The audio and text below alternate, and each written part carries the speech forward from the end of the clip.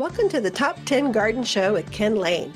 Listen to Ken's tips, tricks, and garden shortcuts guaranteed to make your gardens more beautiful than ever this year. Now welcome your host, Ken Lain. As promised, I've got a list of the best landscape shrubs you could put in the yard any time of the year. So now this is the top 10 list. So I don't have them all at the garden center right now. I've got most of them, but some of these are seasonal rotations and they're starting to be shipped now. So we've got our first tree order starting to harvest.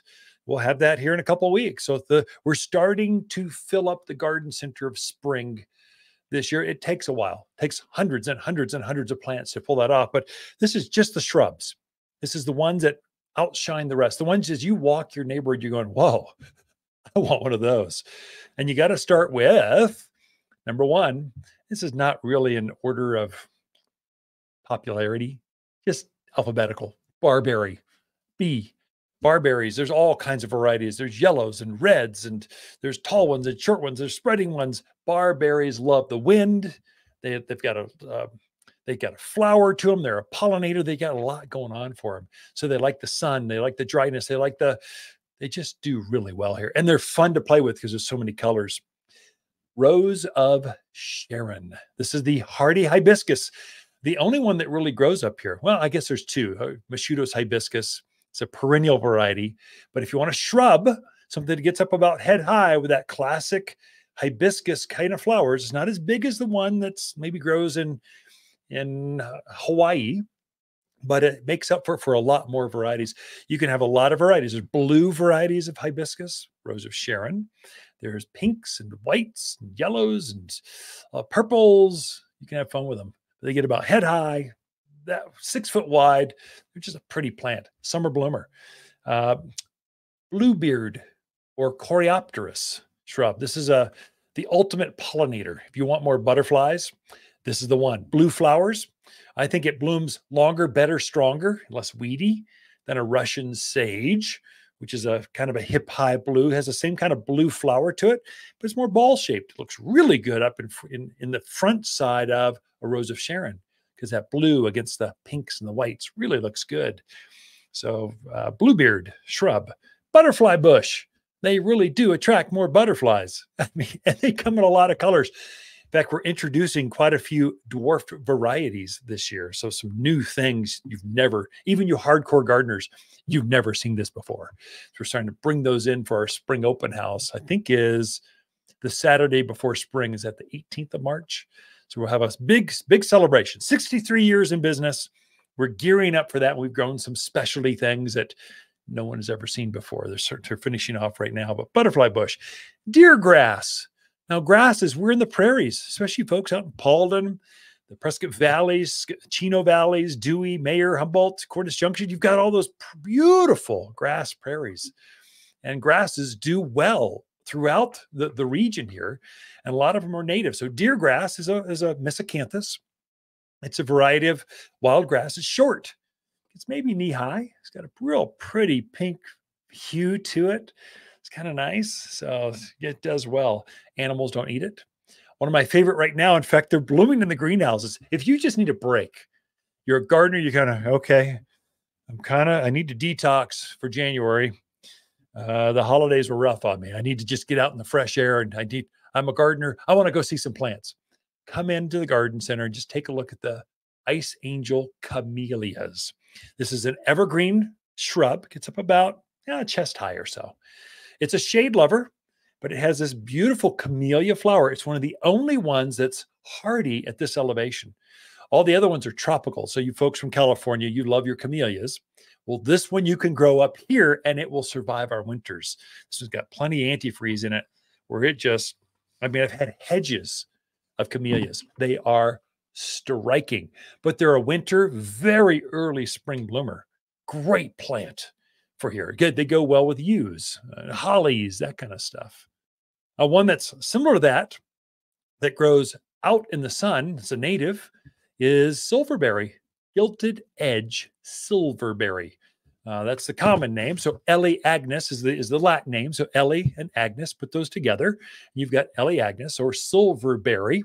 This is a native plant. The native one is blue, kind of a with a silver backdrop. So it's kind of has this wild look to it. Very fragrant flower in spring, but it grows up easily above as far as you can reach your hand up in the air, and that wide or wider. It's a big old evergreen, native. Get it up to size, put it on the drip system, fertilize it until you get up to size, and then never care for it again because it's a native. It just does really well here. So I think that's a far better choice for most landscapes, especially if you're out in that wildland interface. You've got antelope and deer and rabbits eating on your stuff. They're not going to eat on this. They know don't mess with barberry. Makes your throat all scratchy. I don't like that. I'm going to move on. They don't bother silverberry. Good native plant, good evergreen, good bloomer, good. And that you call it gilded edge because we've variegated it. So it's blue center like a native with a gold edge. It's quite striking, very pretty. I've got several in my own yards.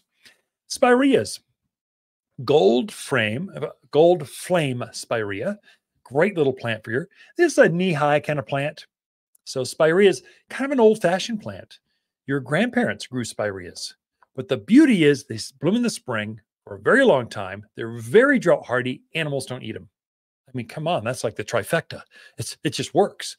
They'll take our wind. So it's all the spireas, but gold flame, I like the gold colors because they're so hard. It's hard to find a gold plant that won't scorch in the sun. But barberry and spirea, they're so robust, they'll easily do that. And now you can put that into that chocolate rock or in your yard. So it's the darker colored mocha rocks. So it's kind of the thing this year. Next year it'll be pink or red or who knows what, white. But right now it's the dark colors. And so blue and dark green colors, they're hard to design with that. But the bright yellows, oh, it's quite striking. So gold flame spirea. Grow low sumac. Again, another native. This one grows not quite knee-high, spreads out across the yard, good at holding hillsides down, but it's a true native. I mean, it's true. It's one of the first you saw a low-growing plant back in autumn that was red and orange in color out in the forest. That was low-grow sumac. You can grow that yourself. You can plant it and go, I want some more natives back here. And they're quite striking. So good plant. Lavender, herbs, rosemaries, all this thyme. I've got all these herbs. Herbs do wonderfully up here, but lavender specifically, knee-high, gray to blue foliage to it, has a purple flower. It's so fragrant, so pretty. And the only way you're going to kill lavender is if you overwater it. It wants to be dry. I mean, like bone dry half the time. Like forget to water. You're watering your roses, don't water the lavenders. You're watering your dahlias, don't water the lavender. And it will thrive for you. It's just a good plant for your Salvia gregii or autumn sage. This was probably a #1 seller at the garden center, at least the last few years. It's a knee-high plant. And the reason is it blooms a long time, April through October, November.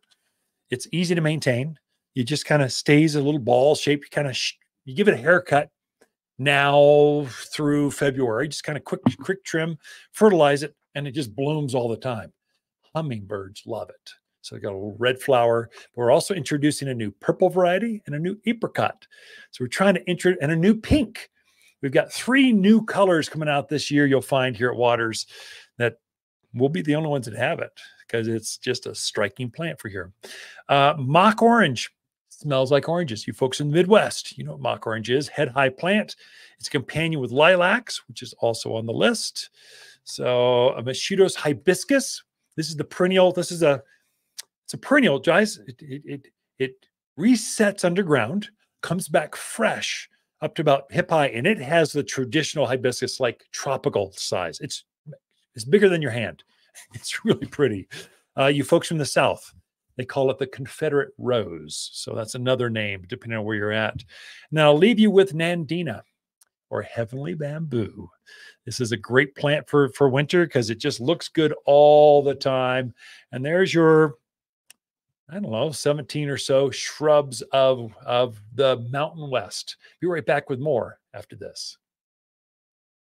As the days get longer and brighter, houseplants can struggle and scorch, but we have the solution. At Waters, we've organized our houseplants from A to Z for the brightest of sunny locations, many even bloom.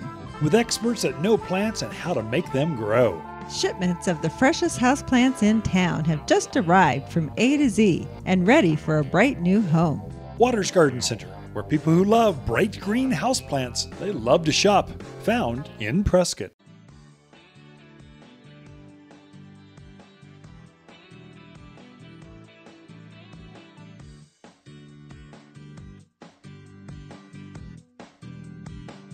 You're listening to garden expert Ken Lain. He can be found throughout the week at Waters Garden Center in Prescott.